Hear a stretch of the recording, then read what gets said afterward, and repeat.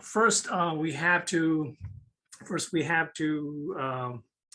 get the FDA approval for the assay. This is a novel, innovative de novo testings. So we have to prove that this is good enough to be used as a clinical testings. So we have to run a lot of verification and validations with a very large number of the newborn blood spot samples. So that's the first step that we have to do, the FDA approval step. And then we have to do a larger pilot study that we can indeed diagnose and screen and find this patient from the larger pilot study. This is why we are doing it here in Washington State, to screen about 50 to 75,000 newborn babies here in Washington to find the real patient of Wilson disease.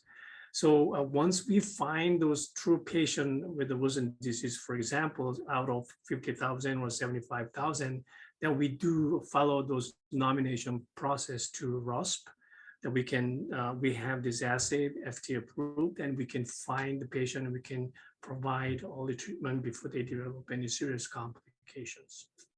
We haven't studied this pilot study yet, and so we are, because we were supposed to start in early November, but there has been delay in the state laboratory. They are not ready yet.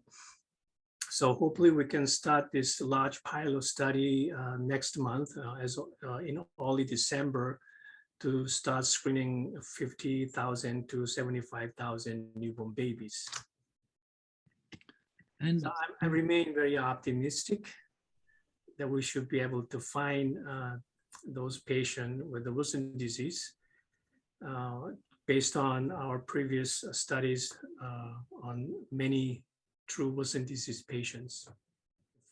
So for certain conditions, it took only 2 months to get the RUSP approval.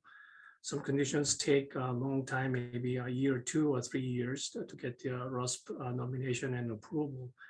Wilson disease has been a strong candidate condition for a long period of time because we know their clinical course very well. We know that there's effective treatment. And so once we prove that this method is acceptable for public newborn screening program, I don't have any concern that it will take too long for the RUSP approval for newborn screening of the Wilson disease. So I hope that within a year or so, we should be able to get those RUSP nomination and approval.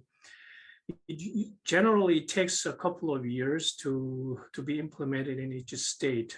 So once the FDA approved and the RUSP nomination approved, then it takes about a couple of years to get implemented in each state here in the United States.